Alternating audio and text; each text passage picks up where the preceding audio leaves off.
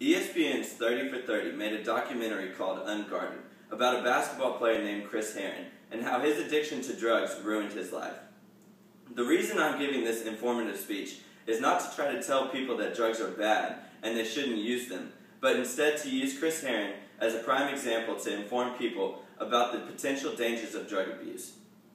Herren was a normal guy and had everything going for him in his life. However, there was a time in his life when he was so codependent on drugs, and eventually it was so bad that they nearly killed him. Although his life was basically torn apart from drugs, things were not always bad for Chris. I will focus on the bad things that happened to Herren because of the use of drugs, but I will also highlight the good parts that were happening in Chris's life and how these positive effects ended up saving his life.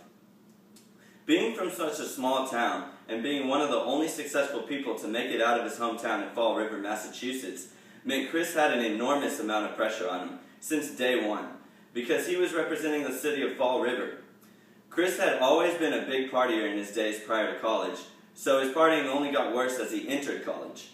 Herren was 18 years old and a freshman in college when he first got involved into drugs. The first drug he tried was cocaine. However, the first time Chris did drugs, he did not voluntarily want to try them. Instead, he was a victim of peer pressure. After that day, Chris's life would change forever. In the movie, Herren states, "That day opened doors for me that I would not be able to close for the next 15 years. While playing ball at Boston College, Chris would suffer an injury and break his wrist. Since he was injured, he could no longer play ball until he was healthy, and because of this, he started using cocaine as a fallback. Just 3 months into his freshman year of college, he had failed several drug tests, and it was known all over the media. He got kicked out of Boston College, but later would receive another chance at Fresno State. While at Fresno State, he would stay sober for the first half of his junior year, but eventually started using drugs again, and would fail another drug test, and was forced into rehab, which damaged his chances of being a first-round draft pick. There's an article in Sports Illustrated that reports, each day Herren got between 30 and 50 letters from all over the country wishing him good luck. Eventually, things would start to turn around for Chris. He was drafted by the Denver Nuggets at the 33rd pick.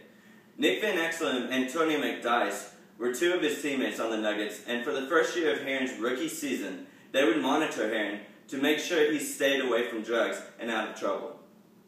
In the movie, Chris states, "That year was probably the healthiest year of my life." Although things started to turn around for Chris, he would get traded from the Denver Nuggets to the Boston Celtics. While he was back in his hometown, he got introduced to a highly addictive drug called oxycodone. He was so addicted to oxycodone that he could not function without it, and since he was in his hometown, he had unlimited access to it anytime he wanted. Chris suffered a knee injury and got released by the Celtics. After he was released, he went overseas to play ball. There he was introduced to heroin and crystal meth. Mike Hale from the New York Times said, "Heroin and painkillers play a large role than basketball in Unguarded." Herren had overdosed 4 times in his life. One time he overdosed so bad that the doctors told him he'd been dead for 30 seconds. Chris had 7 felonies on his record. He had hit rock bottom so hard that thoughts of suicide started appearing in his head. He had let down the city of Fall River, friends, coaches, teammates, family, and just about everyone else that knew him. Despite all of these horrific struggles in his life, he was still able to turn his life around and get back on his feet, thanks to a lot of strong will and the loving support of his family. Today, Chris coaches basketball and gives informational speeches to inform people about the nightmare that he lived. Herren can be viewed as the prime example of how drugs can potentially ruin one's life. Today, Herren is 3 years sober.